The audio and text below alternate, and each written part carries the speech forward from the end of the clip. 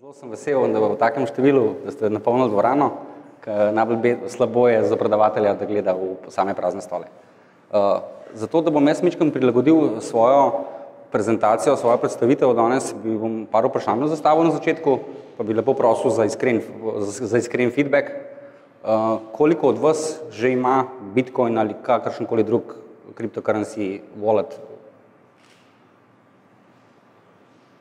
To je pa kar v redu. To bo kar zanimivo. Vam bom kar povedal, večinoma mojega predavanja, za tiste, ki ste dvignili roko, bo lanski sneg, naučili se ne boste nič novega, mogoče imate pa kakšno prakso pri vaših aktivnostih za kriptovaluto slabo, pa jo boste mogoče na koncu dneva malo izboljšali. Pa bom kar šel naprej.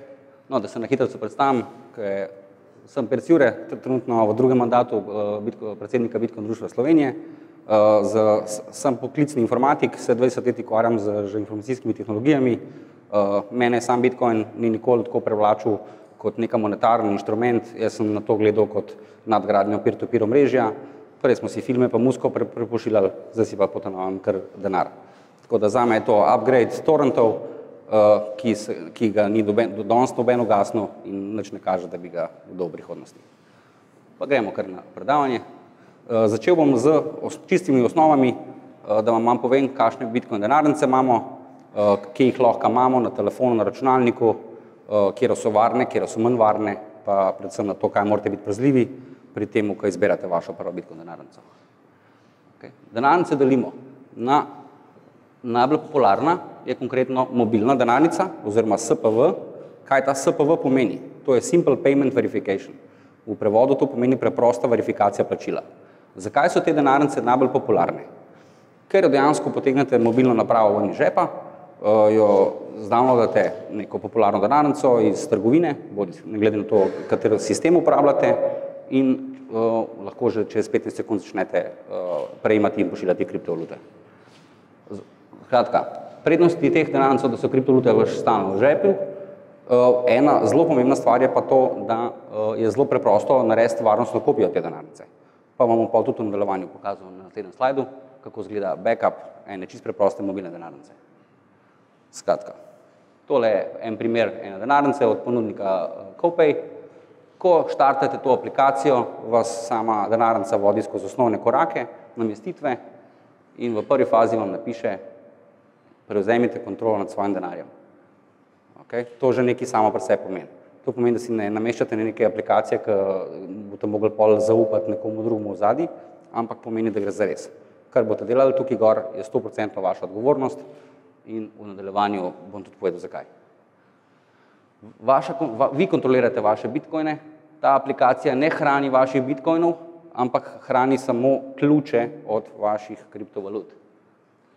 Ker pa so ključi kriptovalute ene dolge besede, pa kombinacije številk pa črk, ki si jih noben na tem svetu ne bi mogel zapomniti, kaj šele hraniti, so se izmislili strokovnjaki neko stvar, ki se reče derivacijska pot, iz katere lahko iz tehle besed, ki jih tukaj vidite, dobite v bistvu, poenostavljeno povedano, iz teh besed lahko dobite ven drevesno strukturo privatnih ključev na kriptografskem omrežju, ki vam varujejo vse kriptovalute, ki jih imate, od A do Ž. Skratka, z enim setom takih besed lahko zavarujete bilo katero kriptovaluto, ki jo danes poznamo. Zdaj smo trenutno na Bitcoinu, pa se bom pač fokusiral tudi na njega. Skratka, denarnica, ki od vas zahteva tole in zapis tehle besed in posledično tudi potrditev v zadnjem koraku, da ste si te besede pravilno zapisani, to je edina prava Bitcoin denarnica. Ker če imate te besede, imate kontrolo nad ključi od vaše kriptovalute. To je point Bitcoina, da imate kontrolo nad denarjem vi. Bom tudi povedal, da so kakšne stvari obstajajo, ki pa tega ni. Začelo se je vse z namiznimi pa desktop denarnicami. Se pravi, Bitcoin pred 9 leti ni imel še mobilne aplikacije, 10 njih različnih od A do Ž, ampak je dejansko bilo to bolj orodje za vešče računalničarje, ki so vedeli, kaj so GitHubi, kaj je inštalacija, kaj je kompilanje v denarnici in tako naprej. Skratka, zelo kompleksne zadeve. Ampak z njimi se je vse začelo. one še zmeraj obstajajo, nismo zdaj kar vsi na teh mobilnih, lahkih, pametnih denarnicah, ampak tele so zelo pomembne in bom tudi povedal, zakaj.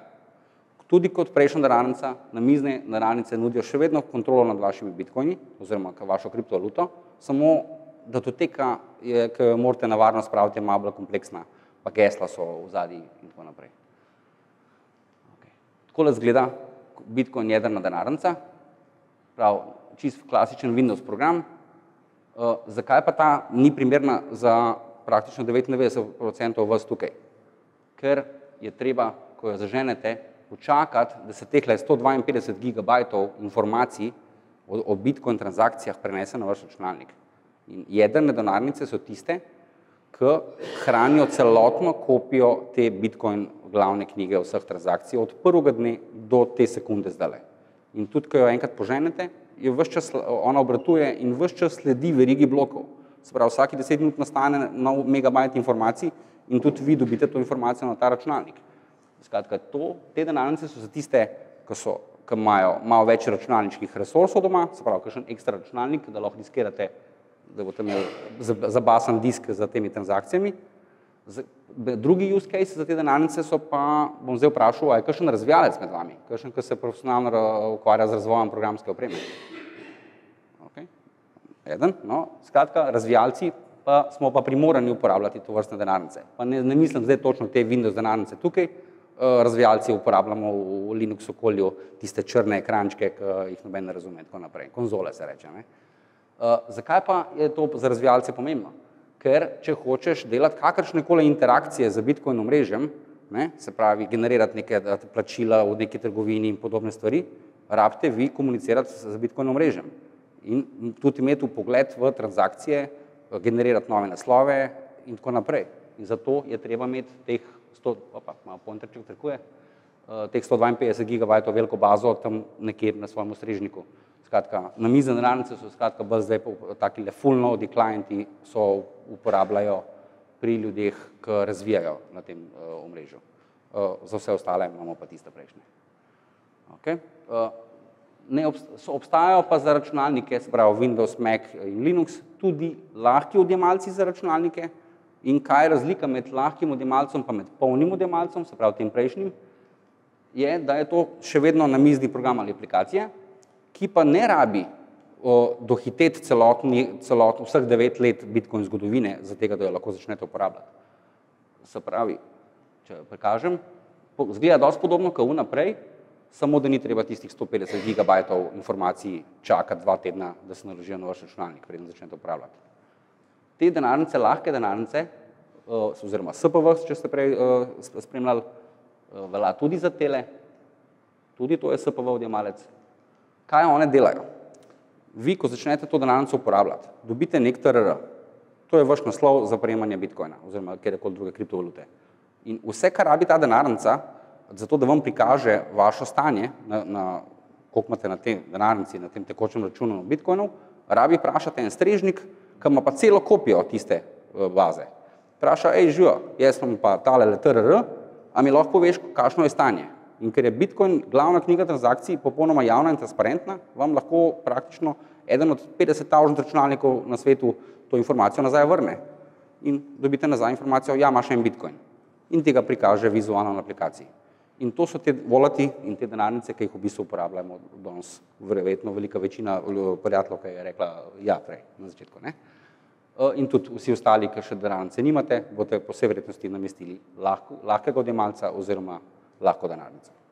Ker ne rabite, a si predstavljate 150 gigabajtov na vaš mobilni telefon sinhronizirati, ne bo šlo, ker nimamo toliko spomina gore. Okay. Pa imamo pa še denarnice, ki so pa za varčevalce, za ultraparanoike, za tiste ljudi, ki vejo, da računalniki niso vedno vse tako, kot kaže, da so lahko ogroženi, da je tudi vaš mobilni telefon lahko ogrožen, pa kakšen virus gor in tako naprej.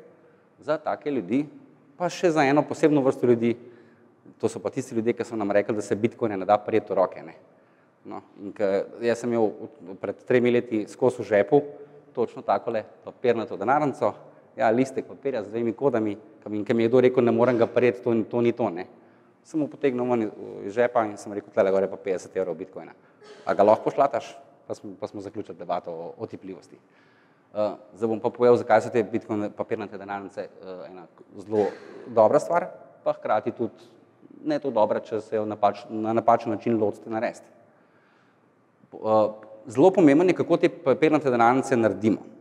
Papirnate denarnice so dejansko na eni strani, če malo še nazaj skočim, imamo tlele gor imamo load pa verify piše, sprav tukaj v tele kodi je skrit tale TRR oziroma Bitcoin naslov za prejemanje.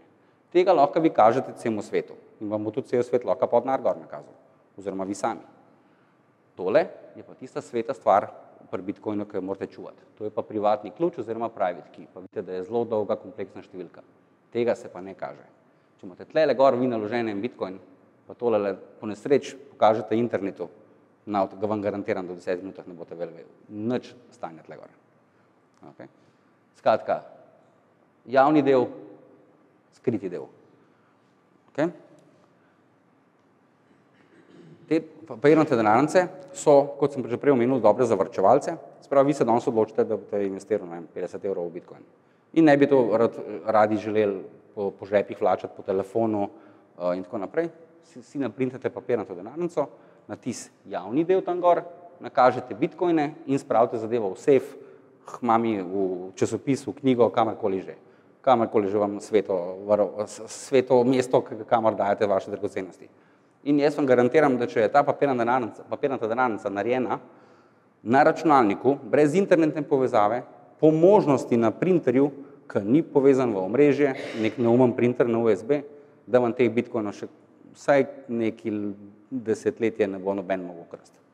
Ker to je najbolj varen način za hrambo kriptovalute od vseh. Pod predpostavko, da generator aplikacijo za generiranje tistih papirčkov poženete na računalniku brez internetne povezave, po možnosti se izvaja na live operacijskem sistemu, to je zelo težko za razložiti, kaj je live operating system. Vsi imamo inštalirane Windowse, pa Maca, pa Linuxe. Ne? Da se jih pa tudi samo na en USB ključek posnet, pa jih zalaufati sem iz unega USB ključka za enokratno uporabo, ne? In pa lahko tisti ključek vržete v mikrovalovko. Ampak to je zdaj že za ultra paranoične, zato ne bom šel v detajle, kako se live operating system poganja. Ampak lahko pa uporabljate čarobni Google, pa malo pogooglate, kako se naredi live operating system ali pa live Linux, live Windows. Pa, kot sem že prej omenil, tiskanje preko USB tiskalnika, ker nekak printer, ki ga imate na mrežo, pa ki ima gor fajn vse neke cloud printing opcije, pa Facebook je že na ekrančku gor, tisti printeri so pač visoko povezani v oblake in niso primerni za printanje tovrstnih denarnic, ker, kaj pa ve, kaj v oblak vse ve, ne? Ve pa tudi za vaše skrite kovančke. In še zadnja oblika denarnic, absolutno tudi med vodilnimi, kar se tiče varnosti, so pa strojne denarnice. Kdo je tole, kakšno tekle napraviti, že videl po internetu kdaj? Tole zdaj promovira Big Bang, Mimo vrste 1, vsi šopi slovenski to promovirajo. To so strojne denarnice. Zgleda na prvi pogled kot en USB ključek, tale pa definitivno, te dva smo že malo profesionalni zgled, namen vseh 4 naprav je pa identičen. To so kriptografske napravice, ki imajo nek poseben čipek noter, ki ga vi prvič preklopite, vas vpraša določena vprašanja in si morate zapisati, ni tako, kot sem tele, bom šel kar nazaj, se pričujem, ko skačem, ampak ravno tako, kot morate tele napisati, tele besede, jih morate pa pri tekle denarnicah, preden jo začnete uporabljati, zapisati pa 12 ali 24 čarobnih besed. Dokler jih teh čarobne besede, obnovitvene besede, po domače varnostna kopija, backup, poimenujemo lahko na več načinov, dokler teh besed ne zapišete, ta naprava ne bo pripravljena za uporabo. Skratka, to je nekaj, kar vas naprava sili. To je že dober znak, da če ne morete naprej, da je njim proizvajalcem v interesu, da vi naredite zadevo tako, kot treba. Zdaj bom šel pa na bistvo teh denarnic. Skratka, pripravili ste za uporabo, zapisali ste si varnostne kopije in imate vse tako, kot vam priročnik veli. Kaj je zdaj point tega? Kriptovalute so internet sefov. Te sefi so javni, vsi lahko pogledamo, če vem jaz od tebe ali pa od tebe naslov, TRR, bom jaz lahko šel mirno pogledati, kakšno imaš stanje na svojem TRR-ju. Ne bom pa mogel tega sefa odkleniti. ker to so pa tisti privatni ključi, private key, ki jih moramo skrbno varovati. Te naprave pa fizično varujejo te privatne ključe pred zunanjim internetom. Spravi, kljub temu, da mi napravo priključimo na USB, tele napravice so vse na USB priključene, se bo zadeva to dogajala tako. Ta ključ, ta skrita stvar, ki jo je treba pri Bitcoinu in vseh kriptovalutah varovati, ne bo nikoli zapustila fizično te naprave. Zdaj, težko je, veste, najdete naslednji stavek, da bo vsak razumel. Vi na internetu lahko transakcijo generirate, da jo pa vi digitalno overite, podpišete, rabite pa ta ključ. No, se pravi, na eni strani vi lahko v internetu rečete, jaz bom pa nekaj plačal, ampak je treba ta sef še odkleniti, pa spustiti ta sredstva ven, da lahko gre denar naprej. No, in na internetu vi nekaj naredite eno transakcijo, jo pošljete napravi, naprava pravi potrdi, če že res želiš, in takrat fizično na tem kriptočipu vi digitalno dekodirate transakcijo in jo podpišete in jo oddate nazaj v internetno omrežje, kriptovalutno omrežje in takrat je zadeva šla šele v splet. In strogi namen teh naprav je, da varujejo te vaše privatne ključe, ki so essentially tele šifre. To je to. Isto pravilo, kakor pri mobilni denarnici, tiste besede, zgubite tiste besede, zgubite napravo, lahko pozabite na vaše kovance. Garantiram vam pa, da iz teh naprav ne bojo ušle nekam, kamor ne bi smele in vam posledično ne bo pokradu kriptovalute. Okay. Izredno pomembna stvar. Bitcoin ni vse samo v denarnicah, moramo naprej do kriptovalut priti. To pa pomeni, da se moramo registrirati na kakšni borzi in uporabljati kakšno storitev. Na teh vseh stvareh je treba uporabljati močna gesla, ne ponavljati gesla na različnih portalih, se pravi po domače povedano na Kraken borzi, ne imejte istega passworda, kot na Bitstampu, ne imejte istega passworda, kot na Facebooku, ne imejte istega passworda, kot na Googlu in tako naprej. Skratka, gesla se ne ponovno uporabljajo, težji, ko si ga zapomnite, boljši je. Pa vam bom tudi v nadaljevanju pokazal tale gesla, primer slabe pa dobre gesla. Primer slabega gesla Janez Novak 1, 2, 3, 4, 5. Ja, ta password ima kakšen del odstotka Slovencev, še danes. No.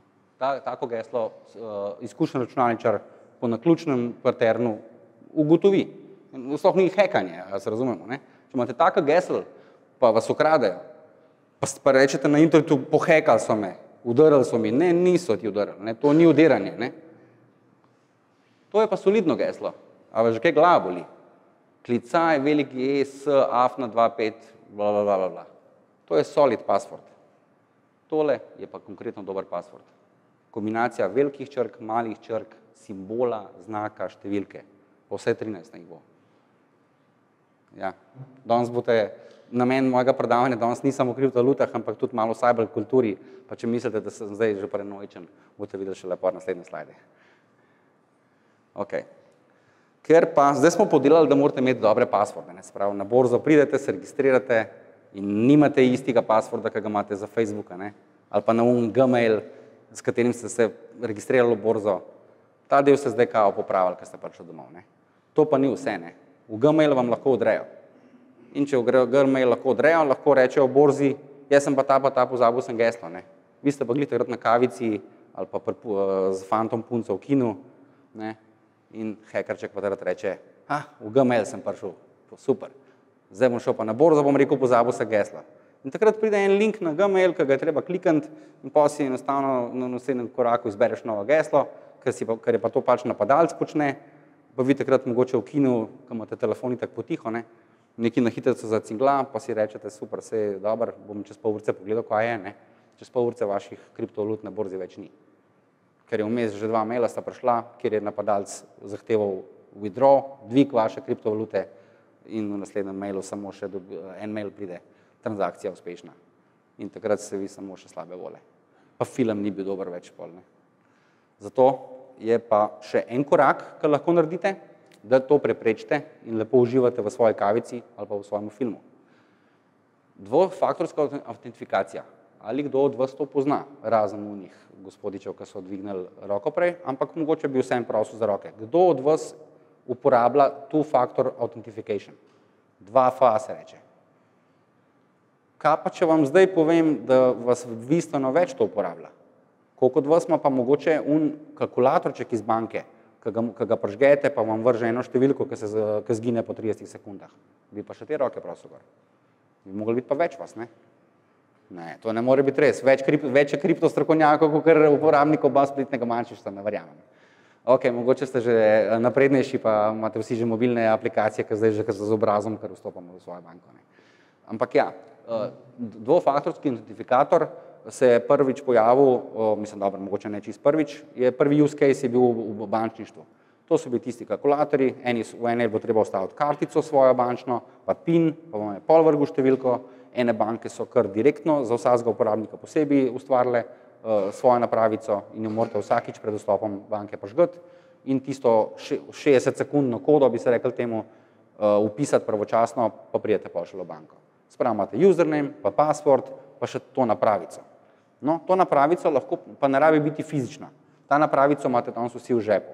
Vsi imate dvofaktorsko identifikacijo danes v žepu, ker imate verjetno vsi pameten telefon. Oziroma, tudi tisti, ki mislite, da ga nimate, so že zelo pametni telefoni.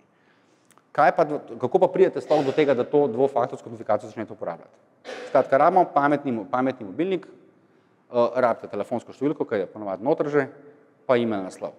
In vi temu programu rečete, jaz sem ta pa ta, imam tole pa tole telefonsko številko, na temle pa temle email naslovu sem. In ta aplikacija se vam lepo zloži skupaj in takrat je autentifikator pripravljen za uporabo. Zdaj bom pa use case tega autentifikatorja, zato sem si izbral konkretno našo najbolj znano borzo Bitstamp, pa bom dal kot primer uporabe Bitstampa. Ali kdo registrira na Bitstampu? Ene par vas mora biti, ne? Okay. Na vsem maila ne bom sprašal. Skratka, registrirali ste se na najbolj popularni slovenski borzi Bitstamp. Imate uporabniški ID oziroma username, uporabniško ime in pa password. To smo prej ugotovili, da je sicer ok, ampak ni, ne? Še posebej, če je Janez Novak 1, 2, 3, 4, 5. Sprav, zdaj ste pa prvič vstopili v vašo borzo in še nimate te dvofaktorske identifikacije urejene. Greste na zavihek security, tle vas pa počaka en taklele umestnik oziroma prikaz kod. Takrat, ko se vam tole izpiše, vzamete pa mobilni telefon in tisto aplikacijo, ko sem ga prej pokazal, ne? Ker bom tudi, če koga zanima, kako se to pripravo, bomo tudi to 1 na 1 rešili, ni problema. Sam vedite, da to je nujno danes. Takrat vi vzamete pa svoj mobilnik, prižgete autentifikatorsko aplikacijo in rečete, dodaj nov račun, ki bi ga rad zavaroval z drugo stopnjo. In poskenirate tole kodo. In takrat vam aplikacija potegne te informacije in enablate autentifikacijo.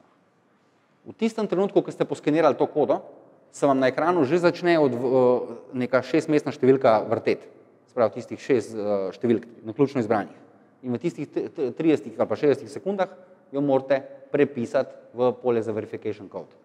In čim naredite sken, vnos te 6-mestne številke iz vašega mobilnika, pa enablate dvofaktorsko identifikacijo, vas borza vrže ven in se morate spet prijaviti. In spet gremo korak nazaj, uporabniško ime pa geslo, v nadaljevanju vas pa pozove še za to kodo. In ta koda je v tistem trenutku na voljo samo na vašem mobilnem telefonu, ki je vezana na vašo telefonsko številko oziroma na email naslov, odvisno od vrste aplikacije, ki ste jo izbrali. Tukaj bi mogoče poudaril, da to je ena super stvar, ampak bom šel korak nazaj, tlele piše gor, please write down your authentication key. Ne vem, zakaj mi tale pointerček ne daje skozi. Skratka, če ste izbrali autentifikator od tegale proizvajalca, vam nudi možnost, da si te vaše kode, ki jih boste si nabrali skozi čas, shranite v oblak. Seveda je treba spet eno geslo določiti tam in njihov oblak varuje te vaše kode. V tem primeru vam tega ni treba pisati. Če pa uporabljate preprost identifikator, vas pa ne bo vprašal za prav veliko informacij, ga boste začeli pa kar uporabljati Takrat si je pa treba to številko zapisati tudi na list papirja. Ali pa sprintati, če zaupate svojemu printerju. Ne? Skratka, v primeru, da telefon pada v vodo, pa nimate te kode, ne boste prišli več v borzo, ker bo zahtevalo od vas še vedno uno kodo, ki jo nimate več. Takrat se začne pa pol tista nočna mora, kjer morate pisati supportu, pa povedati, da ste to zgubil, da je telefon padel v vodo, pol in morate dokazovati, da ste res vi tisti, ki se predstavljate. Skratka, 14 dni ste živčni, ker ne pridete do vaših sredstev na borzi. Zato ali uporabo tazga identifikatorja, ki vam te stvari pol tako v nekem varen oblak sprav, ali pa zapisati si za vsako stvar, za vsako borzo, za vsako storitev tele kodice. Tudi samo tole je dosti. Ni treba printati, napišite na list papirja. En blokec si zvihtite tak mejhan, pa rečete moj kripto blokec ali karkoli. Skratka, pišite, pametni pišejo pravijo, ne? Ali pa tipkajo. Ali kakšno vprašanje okoli tega autentifikatorja? Ker to bi res ful rad poudaril, da tisti, ki bo danes ali pa jutri ali pa pojutrišnjem ali pa še nima na svoji spletni menjalnici tega vklopljenega, to je nujno zlo. Ker to je edina stvar, ki vas pred hekerjem ščiti v tem trenutku. Kot sem rekel, ne želite si prideti ven iz kina, pa ugotoviti, da vam je nekdo sprazno borzo. Ne? Zato tega, ker ste odlašali z tako stvarjo. Če so banke to ugotovile, da je to treba imeti potem v svetu, kjer ste vi odgovorni za svoje finance, sami, je to še bolj ekstra pomembno. Okay. Skratka, sam na hitrico prikaz. Če bi bil jaz napadalec, pa vem vaš username pa password, pridem do tam, bom prišel, pa moram pa tole opisati. Ampak vi ste z vašim telefonom v kinu, lepo uživate, imate tale app lepo tam in jaz lahko sam še rečem, ne. Mislim, ne jaz, ne. Ok, zdaj pa dosti o teh paranoičnih stvareh, upam, da se še ne bojite. Druga najmočnejša kriptovaluta na svetu, tudi po kapitalizaciji trga, je Ethereum, verjetno ga vsi že poznate oziroma ste slišali za njega, pa tudi vsi te ikoti, ki jih zdaj v medijih beremo, pa bom probal malo na hitro razložiti, kaj je Ethereum, zakaj je drugačen, kako je drugačen od Bitcoina, pa zakaj je uporaben v vseh teh primerih, ki se jih zdaj poskuša zgraditi, bomo tako rekli. Bitcoin je v bistvu razpršena glavna knjiga vseh transakcij, internet sefov, tiskama ključe, premika vsebino. Vse transakcije na tej glavni knjigi so javne, transparentne, za vsak naslov se ne ve, čigav je, ve se pa za vsak naslov, kaj je gor, pa od kje je prišlo, pa kam bo šlo. Ethereum je isto. Ethereum je pa isto javna glavna knjiga vseh transakcij, ki ima pač svoje kriptografsko omrežje, sprav Bitcoin je svoja knjiga, Ethereum je svoja knjiga. Ethereum ima pa še eno tako luštno funkcionalnost, ki omogoča, da mi na to knjigo transakcij, poleg navadnih finančnih transakcij, shranimo še pametne vrstice programske kode. Zdaj, zato moraš biti pač splet razvijalec, da razviješ tako stvar, pa naučiti se določenega programskega jezika, ampak point Ethereuma je, da je sposoben premikati po tem svojemu verigi blokov tudi pametne vrstice kode.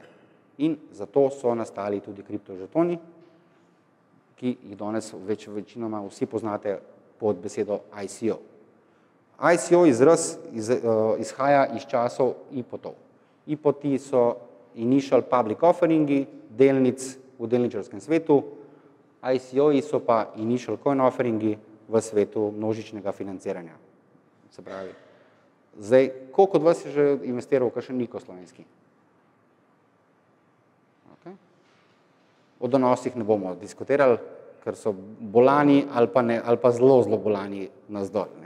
Tako da, koliko vas pa razmišlja o tem, ker se veliko o ICO industriji v Sloveniji govori, mi imamo zelo močne ideje, zelo močne startupe, ki svoja sredstva nabirajo s pomočjo ICO-tov, pa me zdaj zanima še, koliko vas pa že razmišlja o tem, da bi se priključili kakšnemu ICO-tu.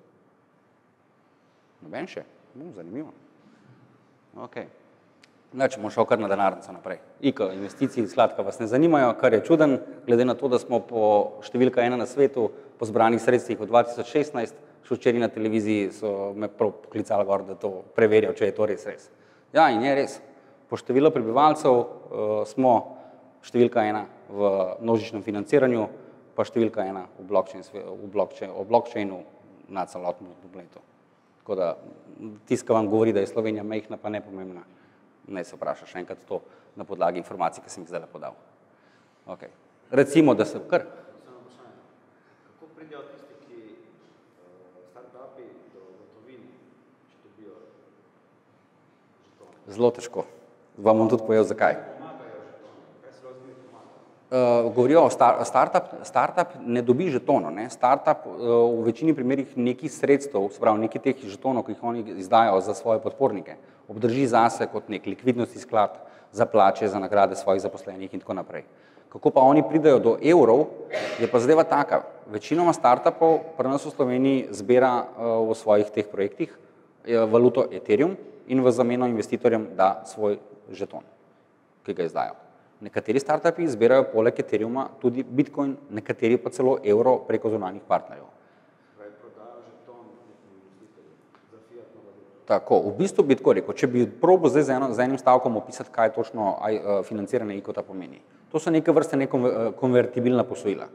Jaz sem to zdaj sodelujem pri enem startupu, ki ga bomo zdaj šele lansirali dobro in naša pravna pisarna, mislim, pravna pisarna od podjetja zunanja, ne, je dejansko pripravila za birokracijo zelo urejeno in vsak, ki se bo pridružil našemu projektu, bo dobil pogodbo o konvertibilnem posojilu. Če že gledava zdaj to iz tradicionalnega finančništva. Ne. Tako so pravniki zdefinirali, da če jaz dam 10 etrov, 10 bitcoinov ali pa 1000 evrov, sem dal firmi konvertibilno posojilo in v zameno bom dobil žeton. Žeton seveda ne predstavlja trenutno v nobenemu slovenskemu startupu, ki je zbiral sredstva na tak način, ne predstavlja deleža v podjetju. Da se razumemo. Ta IPO, ki sem ga prej opisoval pri delnicah, pa ICO-ti, to ne pomeni, da če boste vi vložili denar v slovenski startup, da ste solastnik tega startupa. Vi boste dobili nek žeton, ki bo imel neko vrednost na odprtem trgu. Kakšna ta vrednost bo, je stvar povpraševanja in ponudbe, pa seveda vsega, kar bo firma v končni fazi delala na svojem projektu, ker je dejansko vrednost zaraste z zaupanjem, zaupanje raste s tem, če firma kaže, da dela tisto, kar je obljubila, da bo naredila. In tako taka smo, bitja smo. Mi zaupamo nekomu, če se izkaže za zaupanje vrednega. Ne. Torej so ti investitorji samo kreditodajalci. Tako, neka vrsta kreditodajalca, prav v bistvu vi neki zamenjate, v zameno dobite pa za to. Ne dobite pa pravic do tega. Seveda bojo v prihodnosti, ko se bo zakonodaja malo uredila okoli tega, se dal verjetno tudi deliti dobiček, izplačevati dividende, ampak to še ne upam, predvidevata bo letos že, ali bo naslednje leto in tako naprej. Upam pa, da se bo v Sloveniji naredilo na to temo kaj. Sam še govorim od gospoda Gorim, ki ste ga vprašal, v bistvu kor vprašanje je bilo, kako startup dobi evro ven. Ja, težko je, ne? Ker firma more odprt korporativni račun na nekem Bitstampu. To je spet nočna mora postopek, kjer se dobesedno tisti podjetnik skoraj sam še polulati, se more v kozarček, da dobi. Hočem reči, verifikacijski postopki za podjetje, ki bi želelo operirati v kriptoekonomiji, so dolgi in naporni in ne dobijo tudi vsi odobreno. Tako da za startup je kar problem dobiti že banko, ki bo pripravljena delati za startupom na podlagi informacij, da se z nekim blockchainom, kripto nekaj ukvarjajo, to je velik problem. Ne? Pa na drugi fazi je pa treba še tudi, ko imaš banko, še pristopati do neke spletne menjalnice, ki ti bo Ethereum, Bitcoin itd. Zamenjala v evro in nakazala na pol na banko in boš lahko ti pol splačal stroškov. Zato se večinoma startupov nekako kar tu s svojimi zaposlenimi dogovori, da jih plačujejo v valutah, ki so jih zbrali. Sprav, če ste vi moj advisor, ne, za moj projekt, pa se bova midva prišla do nekega konsensa, da je vaša plača 1000 evrov na mesec in da jo lahko vam plačamo v etrih. Po moje, da je to trenutno najboljša rešitev za startupe, ker imajo resne probleme z odpiranjem bančnih računov in jaz upam, da se bo to uredilo, da bojo banke se malo pogumile. Da bojo ugotovile, da je to kapital, ki prihaja v Slovenijo in da je treba biti odprt za te stvari, ne pa zapirati vrata. Evo, kolega kar. No, tako je. Tako. To je, se pravim, lahko se malo za prihodno predavanja mičkom posvetujem z našimi startupi, nisem imel toliko časa za njih vse, ki jih je to kratal, ampak tudi mene zdaj realno pristno zanima, kako rešujejo to problematiko. Ker to je eden od velikih problemov. Ker ko imaš 150 milijonov zbranih sredstev, to pretvoriti v evro je problem. Tako da večinoma startupov kar dela z lastnimi resursi, pa ti znar šparajo za trenutek, ki ga bojo res rabili pa se bojo pač takrat potrudili likvidirati to zadevo. Po najboljših močeh. No. Čeprav, če si legitimna firma, registrirana v Sloveniji, mislim, da tudi pri Bitstampu ni problem dobiti korporativnega računa. Seveda je pa en pogoj, ne? Vse resne finančne inštitucije, tako kot je tudi Bitstamp ratu, zahtevajo, da če imaš nek tak poslovni model, kjer gradiš neko tehnologijo z zbranimi sredstvi, je pogoj, da si dejansko, da imaš podatke, kdo so tvoji investitorji. Zato vsi startupi danes zahtevajo preverjene identitete, dokumente, selfija morate narediti s pasošem in podobno. In če ste to delu, pa imate vi informacijo, kdo so vaši investitorji in je drugače pol do nekega reguliranega finančnega ustanove pristopati pa reči, mi bi pa imeli račun pri vas, pa zamenjali to kriptovaluto za evro. Ne. Zdaj bomo šel, skratka, Ethereum je topik, ERC žetoni smo malo povedali, ICO-tom smo malo povedali smo tudi probleme slovenskih ICO-tov, ki bojo, upam, da kmalu preteklost, oziroma problemi, ne projekti. Zato bom na hitro pač povedal najbolj popularna denarnica za hrambo Ethereum in vseh žetonov, ki so izdani na teh, je MyEtherWallet.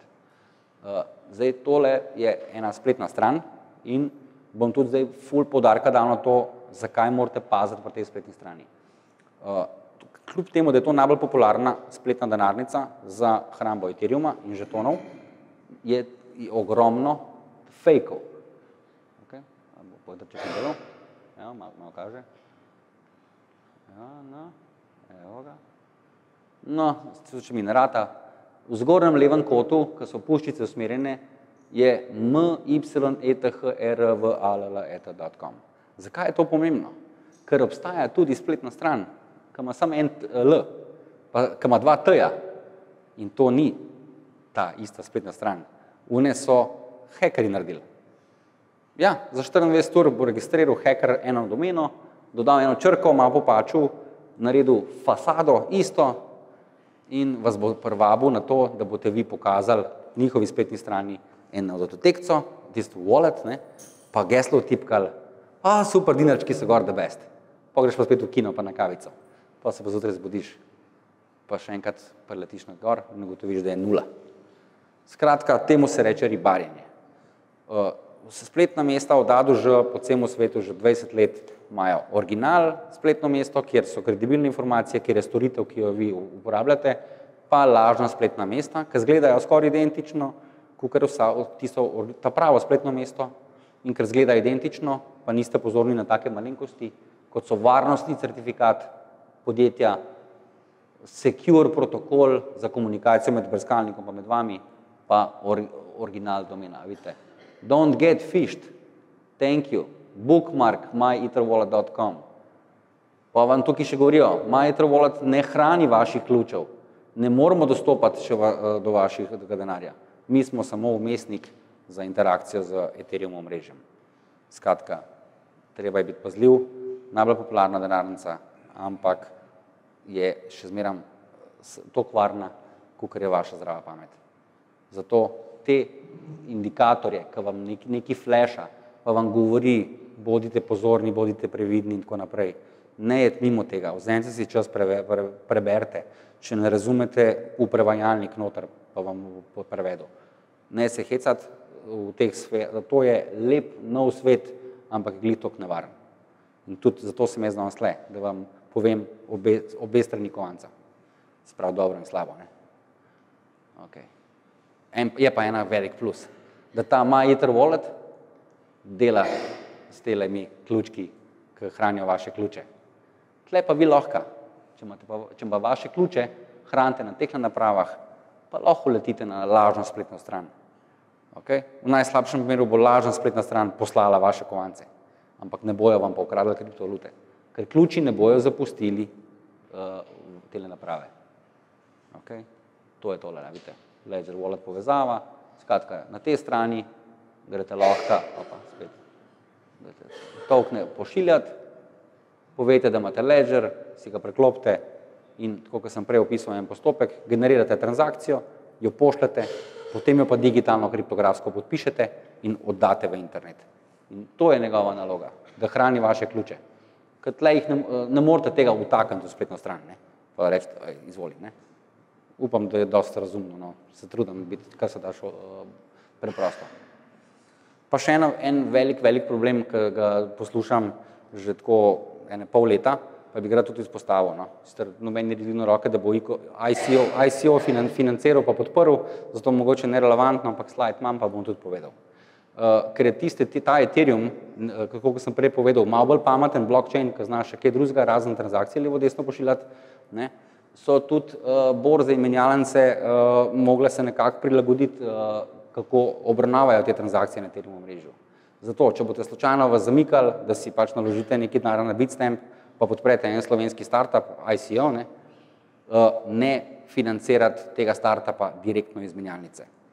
Vedno kupite kovance Ethereume na borzi, si jih spravite na denarnico in iz denarnice financirate startup. Prvič zakaj? Ker borza ne zna obravnavati tega žetona, ki vam ga bo startup nazaj poslal v zameno za vaše etre in bojo izgubljeni pri njih. Se pravi, borza bo imela tiste kovance, ampak se vam piše, da ne tega početi, pa ste vse to naredil. In s tem so se oni oprali odgovornosti. Skratka, če boste podprli kakšen projekt, ne ga financirati neposredno iz menjalnice.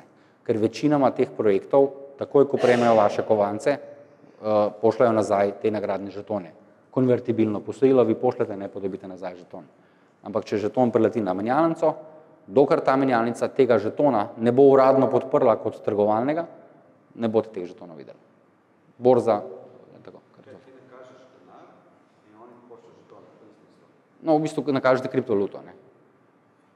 Vi z evri danes do slovenskega startupa direktno ne morete uleteti, ne. Ja, nekje, samo vseeno, ti imaš nekje na bančnem računu evre. Tako. Kako jo pretopiš v žetone, kakršnokoli? V bistvu je ne pretopite. Če hočete vi pristopati do financiranja startupa, morate najprej nabaviti eno obliko kriptovalute. Ja, kako jo nabaviš tudi? Aha, ok, no to smo pa zdaj na menjalnicah. Spravi, vi morate prvo ustvariti račun na menjalnici, potrditi svojo identiteto, naložiti pasoš, zadnji račun od elektrike primer in počakati, da ta organ to sprocesira, da preverijo in pa dobite obvestilo, da ste verified. Šele ko je vaša identiteta preverjena, takrat vi lahko šele odprete bančno nakazilo iz vaše banke na njihov TRR. In pol to spet traja kakšen dan, ne, in tako naprej. Šele pol dobite evre akreditirane na vaš račun na menjalnici in šele potem se odločate, katero valuto, kriptovaluto, koliko boste po kateri ceni kupili. In tako. Tle moram samo to poudariti, ker to je zakaj sem ta del financiranja ICO-tov tle poudaril. Ker to napako je naredilo ogromno Slovencev. Ne. So financirali direktno iz borze in ni žetonov. Ne. In jih tudi verjetno ne bojo nikoli videli. Ker so ignorirali vsa ta opozorila, ki piše ne tega delati, ne tega delati, pa strinjati se moraš. Ne. Tega jaz ne bom nikoli razumel, kako človeški um deluje. Ne. Če ti nekaj piše, pa kao prebereš, pa poklukaš, pa greš dalje, pa vsem to narediš, mislim, to je karma, ne, pol, če zgubiš denar na ta račun. Ne. Tako še enkrat poudarjam, te literature so tle gor, za tega, da se jih prebere, če jih ne razumete, poiščete pomoč, ne, pa pol zadevo nadaljujete. Ne se sam strinjati z vsem, pa pol reči, nisem vedel, nisem razumel.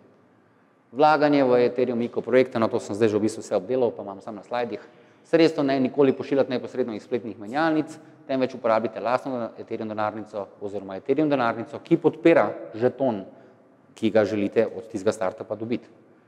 Če namizna spletna denarnica nudi podporo za Ethereum valuto, še ne pomeni, da ponudi podporo tudi za ta žeton, ki je na Ethereum omrežju. Okay? Pa še eno stvar spet poudarjam. Če imate ključ od vaše kriptovalute, imate lastništvo. Če imate vaše kriptovalute na menjalnici, je lastnik kriptovalute menjalnica. Vi ste registriran uporabnik, ki prosite, jaz bi pa izplačal si tole, jaz bi pa tole prodal. Se razumemo? Borze, menjalnice so tako kot banke. Denar je pri njih, denar je njihov, vi fehtate vsakič, da bi radi nekaj trošili. Ja. Vaš denar ni vaš denar, tudi na bankah. To si zapomnite. Vsakič, ker je na bankomat, proste, če lahko dobite vaš denar. In pri menjalnicah kriptotrga je isto. Coine imajo oni, ključe imajo oni, vi vsakič proste, ali lahko prosim dobim svoj denar. Zato pamet v roke. Okay. Zdaj imam pa en primer denarnice, ki konkretno podpira Ethereum in tudi enega od žetonov. Skratka, tole je Jax denarnica, tole je simbol za Ethereum, upam, da se kje vidi od zadaj, tale naslov se začne z 0x67 in tako naprej. To je, skratka, naslov za prejemanje Ethereum valute na tej denarnici. Tlele piše pa your economy Ethereum address. Kdo od vas je pa slišal za economy? To ste mogli slišati, to je ta prvi najbolj uspešen slovenski startup. Skladi, nič, wow, to je nova publika. No, skratka, economy je eden od prvih slovenskih startupov, oni so zbrali ogromno število denarja, njihova ideja je bila narediti most med tradicionalno ekonomijo pa med kriptoekonomijo, do ene faze jim je ratal, do ene faze bojo pa še verjetno prišli. Zakaj sem dal njih za primer? Ker tale denarnica Jax je podprla tudi njihov žeton, se pravi, spet me malo pointerček heca, skratka, tlele imam lahko Etregor in ICN je. ICN ne more živeti brez Etra, ker je žeton, ker je tista pametna koda na Ethereum verigi blokov. Naslov je pa isti, spet me pointerček heca, okay. Naslov je pa tlele isti. Tale naslov je isti. Kaj to pomeni? Da ključi, ki sem si jih zapisal s tistimi besedami, čuvajo Etre in ICN-je. Ta denarnica pa zna meni kazati ICN-je. To ne pomeni avtomatsko, da zna ta denarnica kazati vse ostale druge žetone, ki ste jih recimo kupili. Ampak boste z unimi ključi lahko do njih prišli. Sam videli jih ne boste v denarnici. To so te male stvari, ki si jih zdaj ful mogoče preveč vsega. Ampak to morate vse še raziskati. In na koncu vam tudi povedal, da je vse, kar boste danes slišali, je samo uvod v neko dodatno izobraževanje, v raziskavo in ne boste v eni uri nikoli v kriptosvetu zvedeli vsega. Ker če se 4 leta jaz ukvarjam, pa še zmeram ne vem nič, pol veste, koliko je ura. Ampak že boli glava, vse gesel pa ključev pa to. Ker?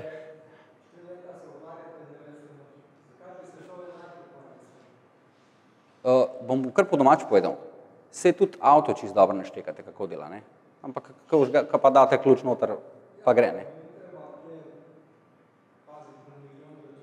Seveda, da morate paziti. Vsako sekundo, ko ste na cesti, morate paziti, koga imate na levi, koga imate na desni. Ker za vse ostalo je proizvajalec že poskrbel po defaultu. Vi morate samo utilizirati vse te resurse, ki so v avtu na voljo, da vi varno vozite po cesti. Zato se tudi ne rabite obremenjevati z koliko časa rab, da Bitcoin transakcija gre skozi. Važno je samo, da vi veste razliko med denarnico, v kateri imate coine vi v vaši lasti, pa denarnico, ki jih nekdo čuva za vas. To je res. Se pa ponovno strinjam z vami. V eni fazi bo prišlo človeštvo do tistega nivoja, kjer bo blockchain posod, kjer se bo clearing vsega delal na teh varnih kriptoomrežjih. In takrat bo tudi vaša kartica normalno šla v bankomat in vam dala ven papir, če bo sploh še takrat bil, I don't think so, čez 10 let, in ne boste se branjal, vi boste to uporabljali. Ker gotovina na osobno okolje je bilo annoying, denarnica je bila debela, pokala po šivih, ona kartica vam je nadomestila vse te probleme. In ste imeli PIN kodo in v ozadju se dogaja računalniški čudeži z tega, da se vaše plačilo izvede.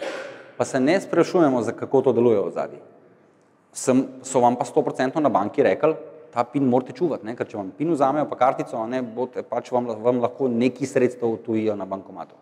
In tle sem jaz zato, da vam povem, da so PIN-i malo daljši, pa da ne rabi biti tu na dolga beseda, ampak je lahko 12 luškanih besed. A se razumeva?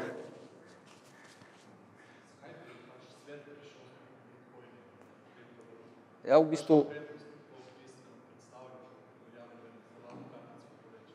Zakaj bi Bitcoin narejen? Če gledamo, kdaj je bil narejen?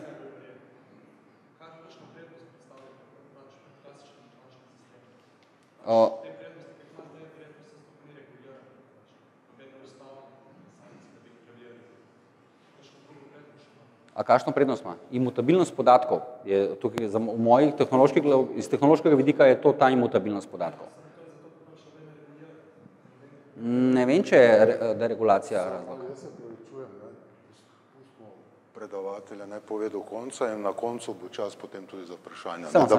Da bomo konsistentni, da se ne bo on moral preveč. Ne, se meni je v redu, meni so odprte diskusije, jaz sem še par... Tudi snema se tole. Dogovorjeno. Bom se vrnil, prvi boste na koncu. Aha, okej. Bom pa na hitro povedal, ker je pomembno vprašanje. Zakaj je Bitcoin pomemben? Zdaj, ker ima prvič v zgodovini obstoja človeštva, imajo vsak posameznik na tem planetu možnost govorimo, imeti popoln nadzor nad temi sredstvi. Nima veze, koliko je Bitcoin vreden, danes, jutri, pojutrišnjem, važno je, da en Bitcoin, vedno en Bitcoin in en Bitcoin v tvoji lasti, kjer imaš ključ od tega Bitcoina, je original in ne more noben ponarediti ga. Ne more nekdo v prvi vrsti imeti tvojega kripto Bitcoina. Samo ti imaš ta coin in tvoj original. Ko ga boš nekam poslal, se bo on original premaknil v drug sef in ima nekdo drug ključ od tega sefa. Se razumemo? V internetu se vse kopira. Kamorkoli nekaj pošlješ, nastane kopija, pa še te oblaki vsi kopirajo še na 100 koncev te stvari. Pri Bitcoinu tega ni. Bitcoin je vse original. Okay? To je recimo prvi use case. Drugi use case je, da vse je super, ja, ta nereguliran svet je že zelo zanimiv zgleda na prvi pogled. Ne? Ampak pri vsej te regulaciji, ne, ogromno denarja, kar zgine v neke davčne oaze, državni denarji zginejo, pa jih po nekam pošljajo, pa noben nič ne ve, za kva se gre, pa je vse to reguliran, pa nadzorovan, pa vse je nekaj varno. Pa ljudje delence kupujejo, da dožo, pa je vse nekaj reguliran, pa so zaščiteni, pa vsem zgubijo svoje življenjske prihranke. Da, če gremo zdaj iz tega vidika, je to prednost, da je dereguliran, vse Bitcoin pa kriptovalute bojo regulirane. Samo računalniškega protokola, računalniškega omrežja, spravi blockchaina samega, ne bo noben reguliral. Tako kot noben ni mogel ugasniti že 20 let plus peer-to-peer tehnologij, se pravi tehnologij za izmenjevanje datotek. Ker se to vse povezuje eno med sabo. In regulirati blockchain je nemogoče. To je računalniško kriptografsko omrežje. Reguliraš lahko efektivno točke vstopa pa izstopa v to kriptoekonomijo. Spravi, borzo reguliraš, ne? Borzi rečeš, če hočeš imeti borzo, pa hočeš imeti bančni račun pri nas in tako naprej, boš mogel tale pravila spoštovati. In to je regulacija. Noben ne bo reguliral mojega walleta, ker ni ničesar za regulirati. Okay? Spravi, kaj smo našteli prednosti? Prva prednost Bitcoin omrežja, blockchaina, je to, da je razpršena glavna knjiga. To pomeni, da ta glavna knjiga obstaja na 50.000 plus računalnikih. Medtem, ko imajo recimo poprečne bančne ustanove, en strežnik, dva strežnika, pa na drugem koncu sveta neko varnostno kopijo. Če te tri stvari ugasneš, uničeš, je banka neha obstajati. Razen, če imajo res vse sprintane, pa bojo pretipkavali. Da pa ne proba nekdo ugasniti 60.000 računalnikov, za katerem noben čisto točno ne ve, kje točno so sploh. Vsi teh 60 računalnikov. Ker na koncu dneva rabita samo dva od teh 60.000 računalnikov biti online, preživeti, so to speak, zato, da bo ta knjiga transakcij še vedno na voljo in posledično stanje vseh Bitcoin denarnic od vseh v tem prostoru razpoložljivo. Sprav, 60.000 kompov in jih je lahko 59.998 enostavno crkne, to še ne pomeni, da je konec verige blokov, ker je še zmeraj sinhronizirana na dveh računalnikih. In to je v bistvu ultimativna prednost. Neke vrste mokre sanje vsakega bankirja, računovodje, ker je najvišja možna razpoložljivost teh informacij. Nemogoče jih je izgubiti, nemogoče je reči, s hekerji so nam vse pobrisali. Se ne da, pri Bitcoinu se tega ne da. Imam še par slajdov, pa bomo vprašanje. Okay. Ampak to vse, kar sem zdaj danes povedal, vse te nebuloze za gesli, z dvofaktorskimi autentifikacijami in tako naprej, to je vse nerelevantno. Pa bom zdaj povedal, zakaj. Ker smo tako v Sloveniji, tako posod po svetu, računalniško zelo slabo pismeni. Najlažje je meni pametovati, ker sem 20 let v IT panogi, pa tudi jaz nimam stvari poštimanih, priznam. Tudi jaz sem nekje Janez Novak in tako naprej. Ampak tam, kjer ni pomembno to, se lahko to privoščite. Skratka, vse, kar sem zdaj povedal, je nepomembno, če ne vzdržujete vaših računalnikov, če ne posodabljate vaših Linuxov, Windowsov, Macov, če nimate updatane mašine, ne? Isto velja za mobilne telefone. Tist enkrat tam, ko vam teži update, naredite ga, ne? Ker je verjetno nekaj ranljivega na vašem telefonu in je proizvajalec to popravil. Skratka, to morate imeti vse lepo posodobljeno, ne? Po možnosti uporabljati legalno licenčno programsko opremo, ne? Ker če ste enega prikrajšali za licenčnino, ne vem, če lahko čisto zaupate tistemu ponudniku, ne? Protivirusni programi, a ga je kdo slučajno še brez danes? Je kdo brez protivirusne zaščite? No, dobro, vi ste ultra geek po moje, ne? A se mi da malo zamenjava, jaz bi rad kaj poslušal. Ne, super se sliši. No ja, skratka, protivirusna zaščita danes sicer nudi en nivo varnosti za vaš operacijski sistem na mobilnem telefonu ali na računalniku, ampak jaz si nekako ne predstavljam danes računalnika brez njega, ne? Ker virusi so danes posod, škodljiva programska oprema se skriva v legitimnih spletnih mestih. Legitimno spletno mesto, ki ga nekdo ne vzdržuje, je lahko ranljivo in lastnik sploh ne ve in napadalec to izkoristi, okuži legitimno spletno mesto, vi pa zaupate temu spletnemu mestu zaradi novic, zaradi vsebine in hodite redno tja gor in ne veste, niti on, lastnik spletne strani, niti vi, da ste zaradi pomanjkljivega vzdrževanja fasali na vaš računalnik neko slabo programsko opremo, ki dela eno od stvari, ki jih bom tudi na koncu na enem slajdu pokazal. A se še kaj? No, da tole še damo. Tole, mogoče en dober podarek tisti, ki se boste mogoče resno v kriptosvet spustili, na istem računalniku, na katerem otroci gledajo YouTube filmčke, downloadajo igrice na torrentu in podobno, se ne upravlja niti bančništva, kaj šele kriptobančništva. Skratka, če si lahko privoščite ločen računalnik za biznis, pa za otroke. Tako da, ja. Če pa nekaj še najbolj pogosto, kar delamo danes vsi, ker je vse nekaj zastonj ratal, vsak klinčev program na internetu, se opravičujem, ni treba zdownloadati pa pogledati, kako dela, zato ker je zastonj. Ker vedno je za tem zastonj ena cena. Ponavadi so to vaši osebni podatki ali zasebnost. Še posebej to velja pravilo za Googlove mobilnike, kjer je malo morje brezplačnih programov. Ko ga pa poženete, vas pa vpraša za dovoljenje za dostop do vašega fotoaparata, lokacije, galerije, stikov, e-mailov. Se pravim, sem še vzorec urina, ni še zahteval, drugače pa že ne. No, se razumemo. To je tudi eden faktor, ki ga imate v glavi, da na un telefon, kjer imate finance gor, glih ni treba brezplačne igrice, ki je itak brezvezna, namestiti. Ja, zdaj smo pa tam. Trojanski konji, izsiljevalski virusi, pa kilogari so tole.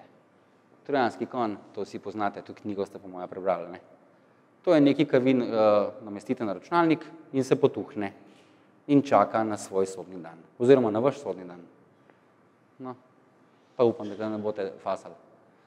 Izsiljevalski virusi, noben ne bo zaradi dvignil roke, tudi če ste iz podjetij slovenskih, ki ste ga fasali, ker noben noče priznati, da je imel toliko slabo.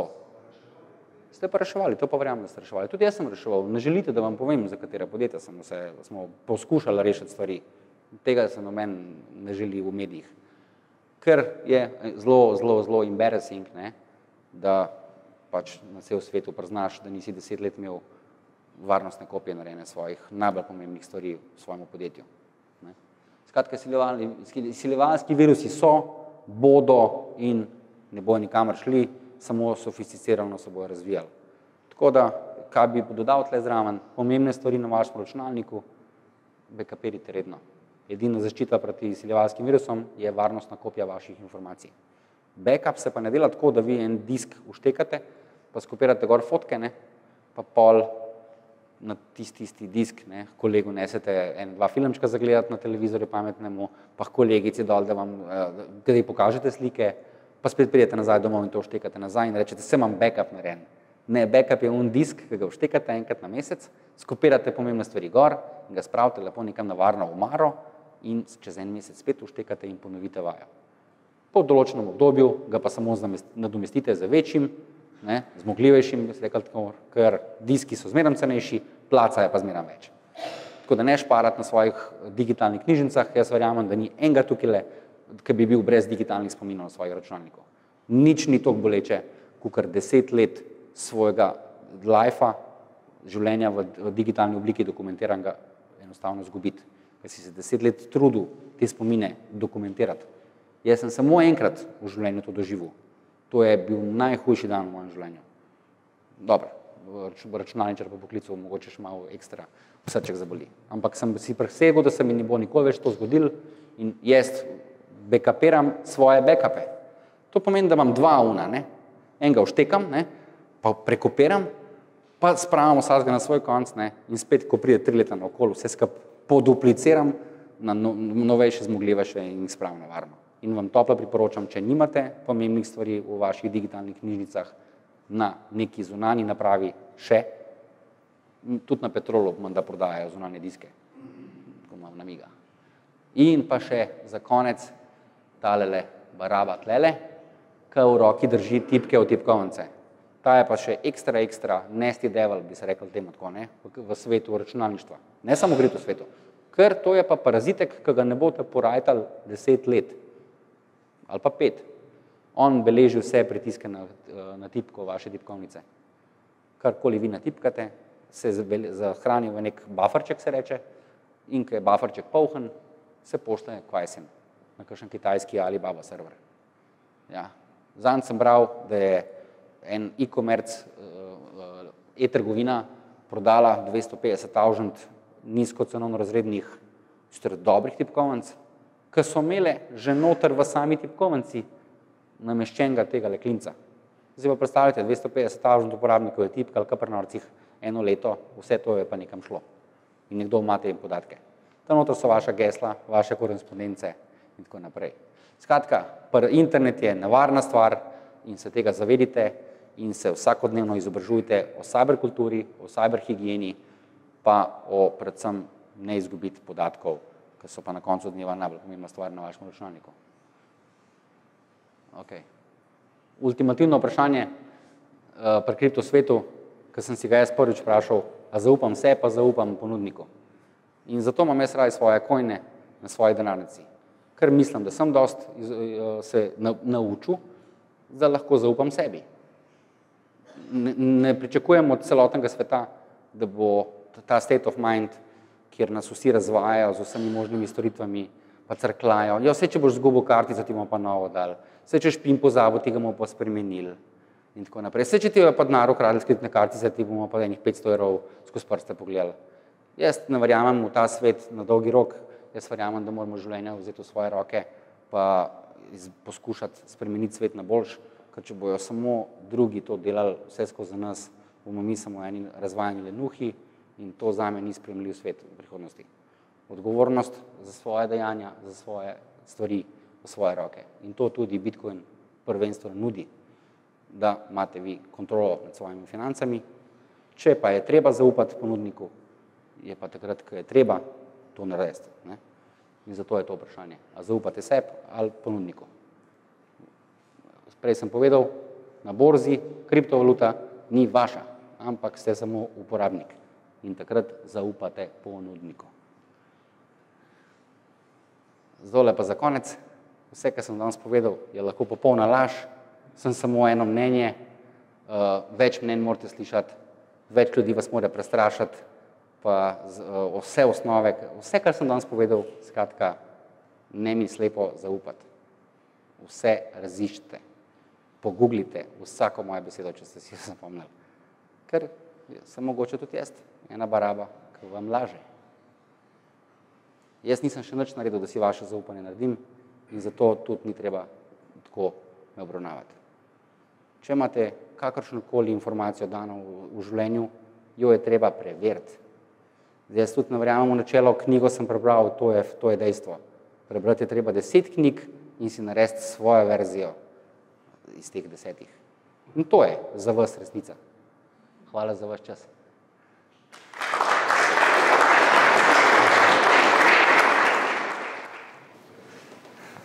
Hvala lepa za poučno predavanje, poučno podajanje, pa ne samo snovi o kriptovalutah, ampak tudi kakšne bolj temeljne resnice. Zdaj vem, da auditorij želi priti do besede, pa se bom vseeno vzel privilegij, pa vas najprej jaz vprašal. Glede na to, da smo danes sicer o kriptovalutah, o varnosti, o tem, kako z njimi ravnati, to ste nam razložili zelo nazorno. Jaz prosim, da nam zelo nazorno in kratko razložite, kaj je sploh to blockchain. Namreč to je tehnologija, ki pa vemo, da se kriptovalute v bistvu je uporabljajo samo v manjšem deležu, se uporablja tudi za kaj drugega. Torej, kaj je kripto, oziroma kaj je blockchain? Blockchain v bistvu ni nekaj novega. Blockchain je v bistvu univerzalna knjiga vseh transakcij, transakcije se kopičijo, zapišejo, replicirajo po vseh računalnikih in te informacije se v bistvu stalno dodajajo z vsem, kar se dogaja na omrežju v ozadju.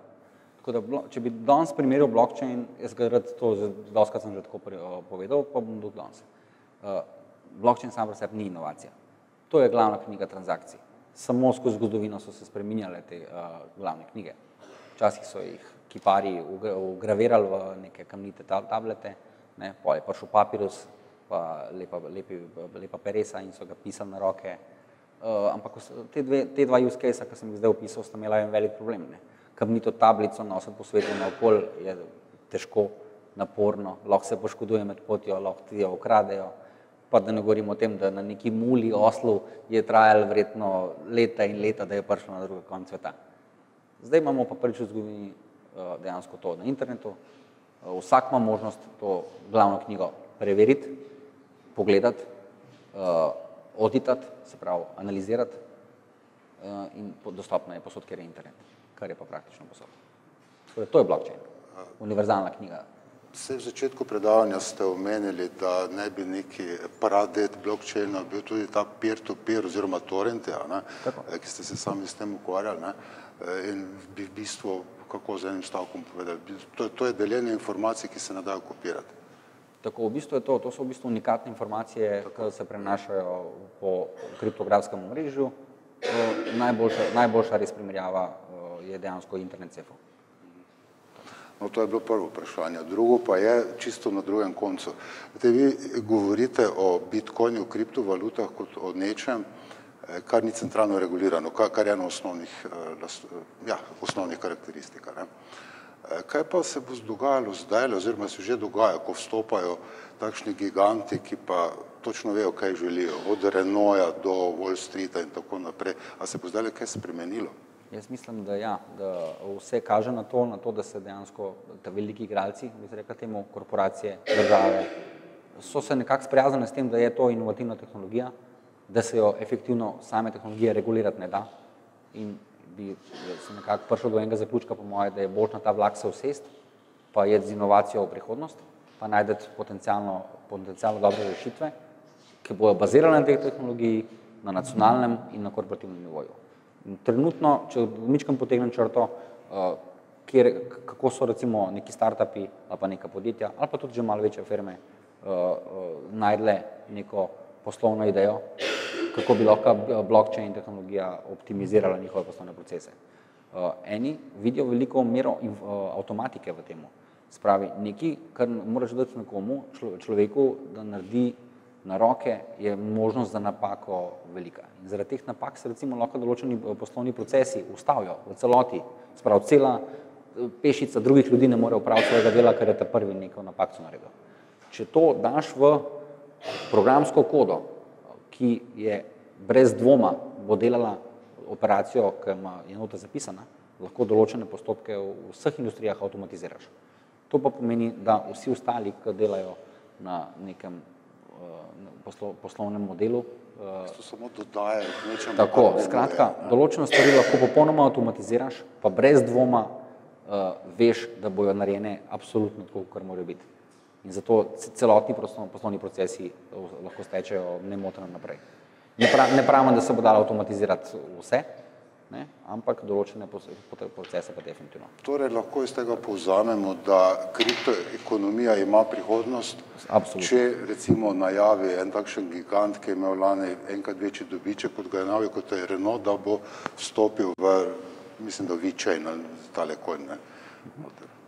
Ja, VeChain ima tudi je tudi en poslovni model. Tako, Renault definitivno že zdaj recimo primer, ne, kakor jaz to industrijo poznam, se praktično avti delajo že roboti delajo že avte, ne. Zdaj, ta robot lahko nekdo narobe sprogramira, ne, in takrat bo cela proizvodna linija, ne. Ker sem pa prej omenil, da so pa vsi podatki na verigah blokov zanesljivi, neoporečni, ne da se z njimi manipulirati za nazaj, kar je preveč potratno. To pomeni, da lahko temu procesu zaupamo. In tak proces lahko tudi robotu da nalogo, da nekaj izvede in bo vsak prepričan v to, da bo izveden tako, kot treba. Hvala. No, se ne, da bi izčrpal svoje vprašanje, ampak malo vam tudi moram pustiti prostora, ne. So kakšno vprašanja za našega gosta? Mikrofonček.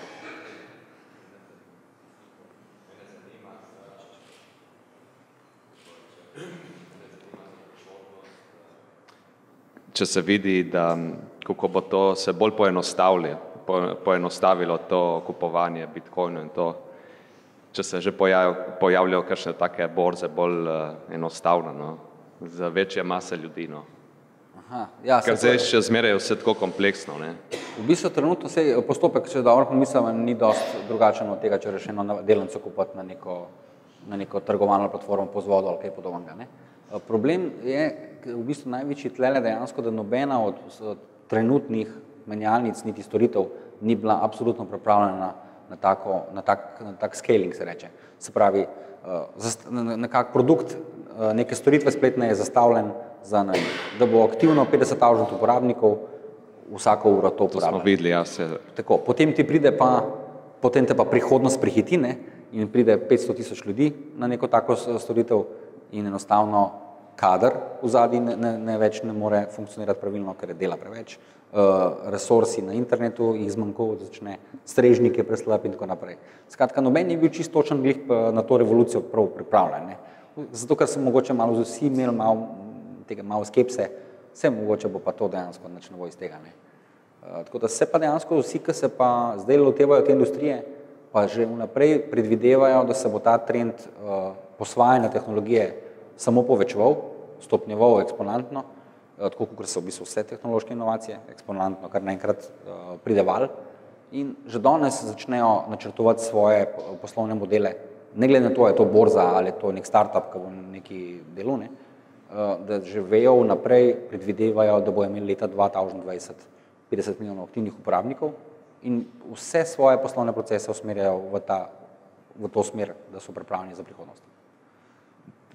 Poenostavili, ja, uporabniške izkušnje z bitcoinom in ostalimi kriptovalutami, priznam, da so zelo take kompleksne, eni so kompleksne, eni niso dovolj prijazne na prvi pogled in tako naprej. Ampak na koncu dneva se noben ne rab točno razumeti vse te tehnoloških delov in se enostavno res sem fokusiran na uporabniško izkušnjo. Pri vseh stvarih se moramo pa pač tudi malo samo izobraževati, ne. Ne sme vse nam biti položeno na dlan. Treba v vsaki novi stvari si nekaj prebrati. Pa je pa lažje uporabljati, seveda. Hvala.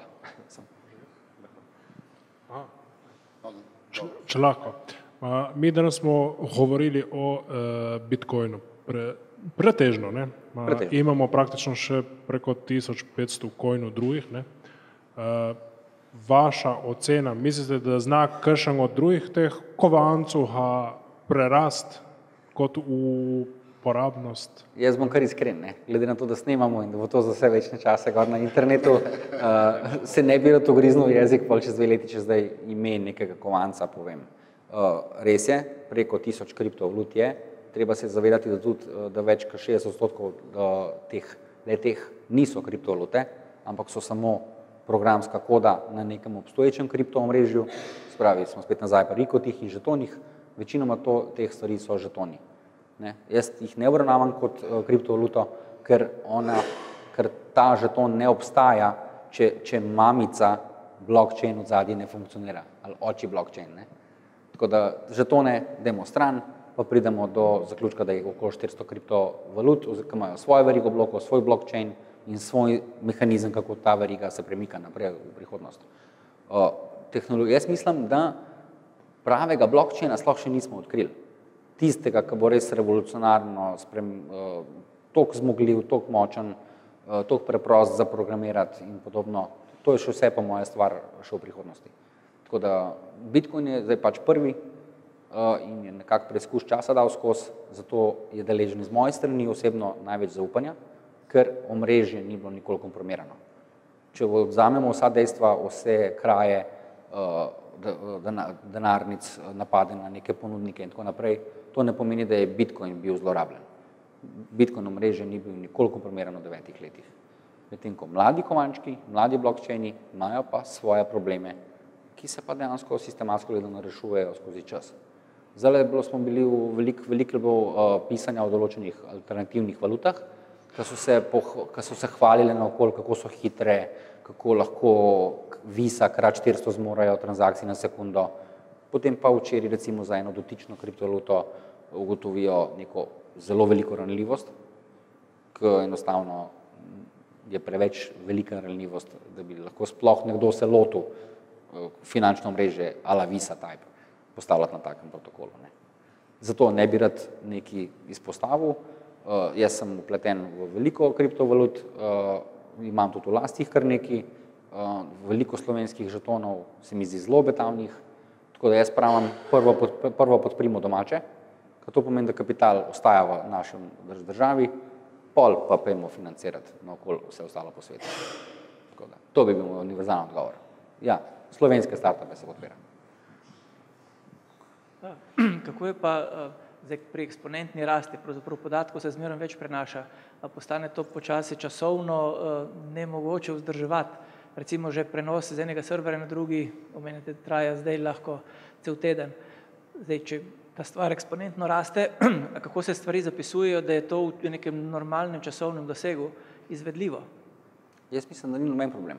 Koliko sem že prej za en segment tle omenil, da dejansko se prostorska kapaciteta trdih diskov podvoji, cena pa pade. Se pravi, danes dobim 500 gigabajtov informacije disk za 50 evrov, drugo leto bom dobil za 30 evrov 2 terabajta. In to se bo tudi nadaljevalo vse v prihodnosti. Računska moč se povečuje, energetska potrata za isto kot računsko moč se zmanjšuje. Pa hkrati se tudi računalniški čip zmanjšuje. Internet, kdo je 10 let nazaj si zamislil, da bo imel lahko doma za ceno par 100 evrov, če si navaden rezident, gigabitno internetno povezavo. Še jaz kot informatik sem si mislil, wow, 4 megabite imam link, super sem. Danes imam 300 mega doma, 2 preključka, pa si mislim, koliko imam počasen internet. V službi, ker sem pač poklican informatik v hotelu še v tem trenutku, imamo gigabitno povezavo v obe smeri, pa bi želel imeti že 10 gigabitov. Ampak nekega dne je zelo kratkem bo možno. Da ne govorimo o tem, da imamo zelo hitra mobilna omrežja, pa naslednja generacija je tik za vogalom, se pravi 5G. 5G bo prej tukaj, kot mislimo.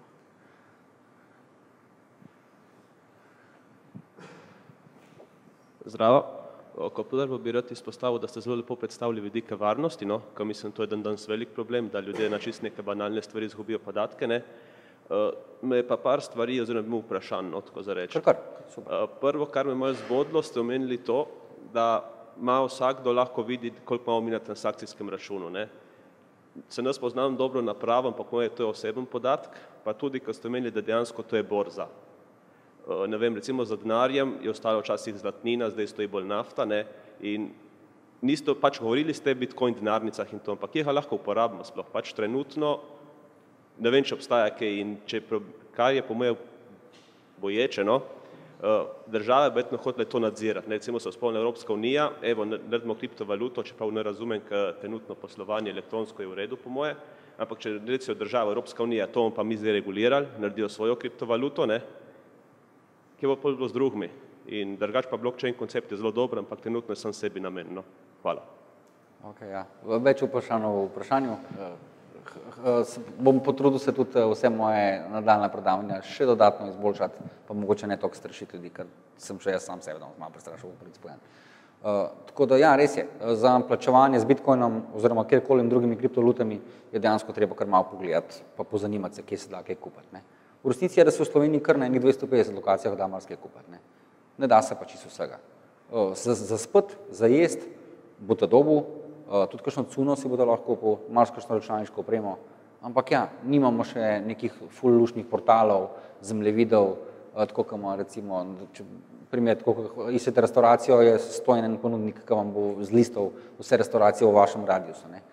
Te stvari so, ampak jih je treba najdeti, pa pol uporabljati, pa pol dejansko vidiš, da je kar nekaj točk bitcoinov, Bitcoin accepted lokacij v Sloveniji, ker pa pač so malo dražje transakcije, pa počasnejše, pa ni pač toliko primerno je tam na kafe z njim. Ne.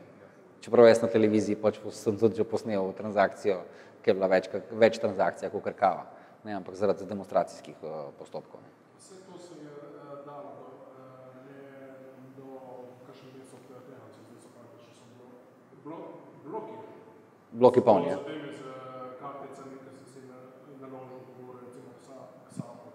Ampak tukaj, ja, drži.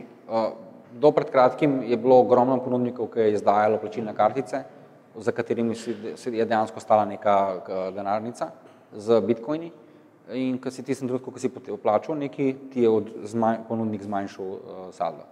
Ampak to niso prave bitcoin denarnice. Ne?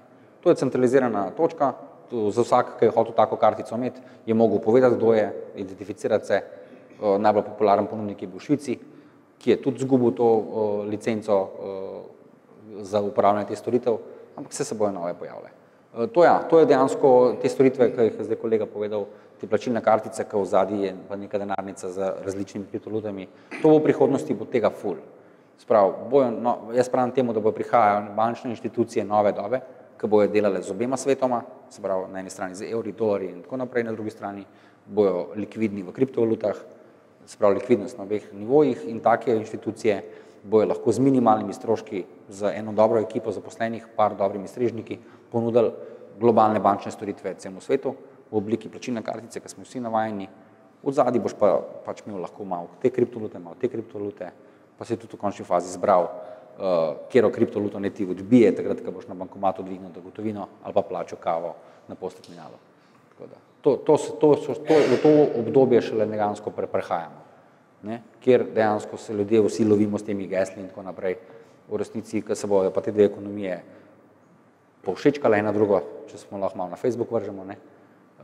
Takrat bo pa nov pogubni svet. No, po mojem vedenju se lahko pri nas sončno elektrarno kupi s kriptovaluto. Eden od slovenskih startupov je tako, to je sam kontrakt. Evo, no pa sem ga imel. No, lejte. Zdaj, če zaključimo, ne, po vsem, kar smo slišali, kar ste povedali, kaj bi nam povedali, kaj je kriptovaluta? Je to naložba, je to denar prihodnosti ali je to piramidna igra? Piramidna igra definitivno ni, ker če zdaj vi odprete si denarnico bitcoine, pa greste na borzo, na petrol, kamorkoli kupite bitcoine, jaz ne bom imel nič od tega. Sprav, ni strukture nagrade. Ves denar tega sveta je osnovan na zaupanju en do drugega ali pa do izdajatelja. Tukaj ne rabite zaupati nobenemu drugemu razen sebe. Če boste en bitcoin danes imel, vam eno stvar garantiram, da boste en bitcoin imel tudi 10 let. Koliko bo pa vreden, je pa stvar špekulacije. Kar je pa žal trenutno največji use case za kriptoekonomijo. Pač vsi bi radi malo špekulirali, pa malo zaslužili. Ampak to se tudi s pravim denarjem. Ampak to se dogaja z vsemi finančnimi instrumenti, od prvega dne, ko obstajajo. No, jaz sem vam v svojem v imenu celotnega auditorija zahvaljujem za zelo nove, koristne informacije o zelo eni aktualni temi. In jaz upam, da se bomo vsi lahko bolj kompetentno zdaj pogovarjali, ko smo slišali vse to, kar smo danes. Hvala lepa še enkrat.